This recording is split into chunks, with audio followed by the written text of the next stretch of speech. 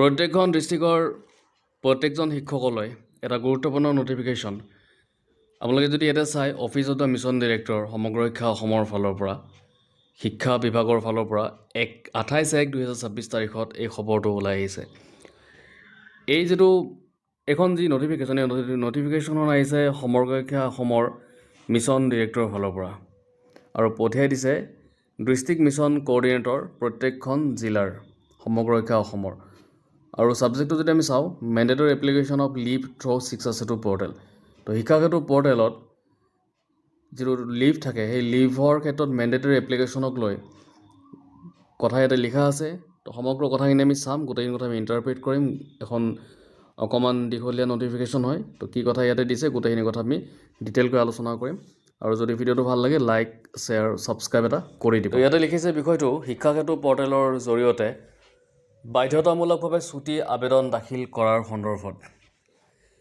ইয়াতে লিখিছে, উপৰোক্ত বিষয় আৰু সূত্ৰত উল্লেখিত পত্ৰৰ প্ৰসংগত আপোনাৰ জ্ঞাতাৰ্থে জনোৱা হয় যে শিক্ষাক্ষেত্ৰ পৰ্টেলত অনলাইন ছুটী আবেদন কৰাৰ সুবিধা থকা স্বত্বেও আৰু উক্ত সূত্ৰত উল্লেখিত পত্ৰযোগে য'ত 1 আগষ্ট 2025 তাৰিখৰ পৰা চুক্তিভিত্তিক সহকাৰী শিক্ষকসকলক কেৱল শিক্ষাক্ষেত্ৰ পৰ্টেলৰ জৰিয়তেই ছুটী আবেদন দাখিল আৰু প্ৰক্ৰিয়াকৰণ কৰিবলৈ নিৰ্দেশ দিয়া হৈছিল।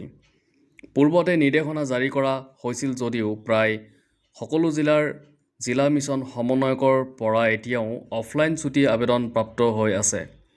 লগতে জিলা মিছন সমন্বয়কসকলে 2023-2024 আদি পূৰ্ববৰ্ষৰ ছুটী আবেদনো আগবঢ়াই আছে বুলি পৰিলক্ষিত হৈছে।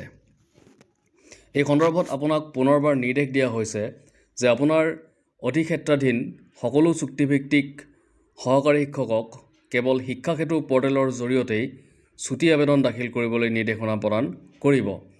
এইটো স্পষ্টভাৱে উল্লেখযোগ্য যে 31/1/2026 তাৰিখৰ পাছত চুক্তিভিত্তিক সহকাৰী শিক্ষকসকলৰ কোনো ধৰণৰ ভৌতিক বা ফিজিকেল ছুটী আবেদন গ্ৰহণ কৰা নহ'ব। লগতে পূৰ্ববৰ্ষৰ সকলো বকেয়া ভৌতিক ছুটী আবেদন যদি থাকে, আপোনাৰ উপযুক্ত ৰিকমেণ্ডেশ্যনসহ 31/1/2026 তাৰিখৰ ভিতৰত এই কাৰ্যালয়লৈ পঠিয়াই দিয়াটো নিশ্চিত কৰিব লাগিব। এই নিৰ্দেশনাসমূহ আপোনাৰ অধিক্ষেত্ৰহীন সকলো চুক্তিভিত্তিক সহকাৰী শিক্ষকলৈ অৱগত কৰা আৰু কঠোৰভাৱে পালন নিশ্চিত কৰিবলৈ অনুৰোধ জনোৱা হৈছে। তো দেখিছে আপোনালোকে, ইয়াতে যিখিনি কণ্ট্ৰেকচুৱেল ডিটেইলছ আছে, তেওঁলোকৰ বৰ্তমান ফিজিকেল বা অফলাইন তেওঁলোকে ছুটী যদি আবেদন কৰে সেইটো নহ'ব। এতিয়া তেওঁলোকে পৰ্টেল গৈ পেলাই আবেদন কৰিব লাগিব। সেই কথাখিনি ইয়াতে পুনৰবাৰ এখন নটিফিকেশ্যনৰ জৰিয়তে আদেশ দি দিছে ইয়াতে। তো গোটেইখিনি কথা আমি চালোঁ। যদি ভিডিঅ'টো ভাল লাগিছে, লাইক, শ্বেয়াৰ, ছাবস্ক্ৰাইব এটা কৰি দিব।